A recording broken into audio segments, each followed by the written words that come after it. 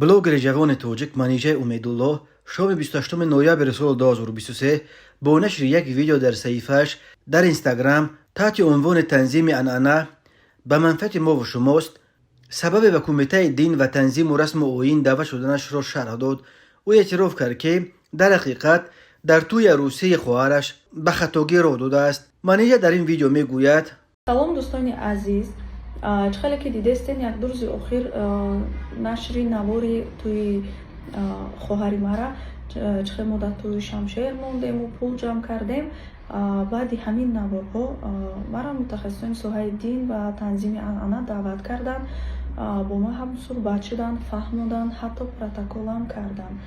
و در وقتی هم صحبت شدن ما خطاگی خود ما فهمیدم. ما خیلی پشیمان هستم و گفتنی هستم که بیاین همه کسا تنظیم رعایت میکنیم و این کاری که عملی که ما کردم یگان تا شما تکرار نکنیم. ما شما را توصیه نمیتیم دوستان عزیز. ما ای کار کردگی خودم خیلی پشیمان هستم. بعد بسیار رحمت به متخصصین سوهای تنظیم که با ما فهموندن، ما گناه خودمون فهمیدیم، پشیمان هم شدیم و در حقیقت رسم و آیین خودمون تاجیکانه خودمون مقصد رسم آیین بیگانه در کار نیست. و دوستان عزیز، قانون تنظیم در حقیقت برای منفعت همه ما و شما، برای همه بیاین همه کسا رعایت میکنیم. کمیته دین و تنظیم و رسم و انانه تاجیکستان روز 28 نوامبر سال 2023 خبر داده بود که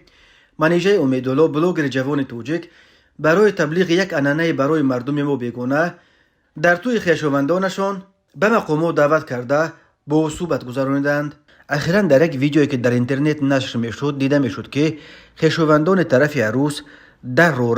راه درآمد داماد به حجره عروس رو با شمشیر بسته از او تقاضا میکنند که اول دم این شمشیر رو با پول پر کنند و داماد زیر کفکوبی ها از جیبش پول برآورده در دم شمشیر تا پر شدن آن آویزان میکند. کمیته دین در واکنش گفت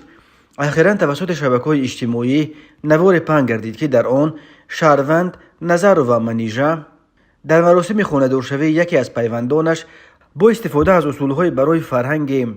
ما بیگانه از اشتراکداران مراسم مبلغ جمع کند. وابسته به حالت مذکور روز 27 نوامبر سال روان شهروند نظر و منیژه برای صحبت با نماینده مقامات وکالتدار دعوت کرده شد. نامبرده با درک طلبات قانون جمهوری تاجیکستان درباره تنظیم انانه و جشن و مراسم در جمهوری تاجیکستان از کردار خود صدقاً پشیمانی نموده ابراز داشت که از کرده خود پشیمان است و به دیگران نیز مصلحت نمی‌دید که چنین کردار برای مردم ما بیگانه را هنگام دایر نمودن جشن و معرکه ها عملی کنند. کمیته دین افزود که نسبت به نظر و منیژه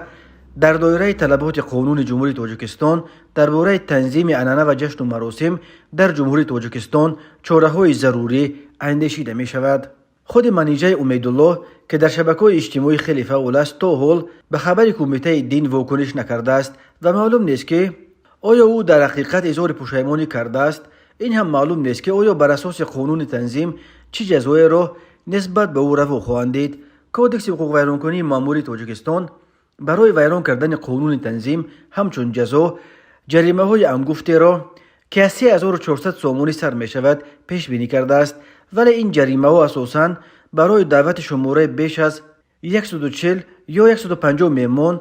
و بیش از 3 ساعت مقرر شده دایر کردن معرکه ها بدون شرطنامه، هنرنمایی کردن هنرمندان و امثال این را استفاده می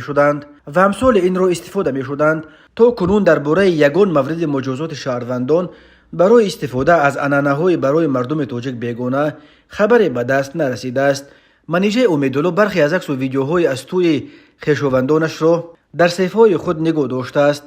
ولی اون ویدیوی جنجالی با شمشیر بستن راه داماد را پاک کرده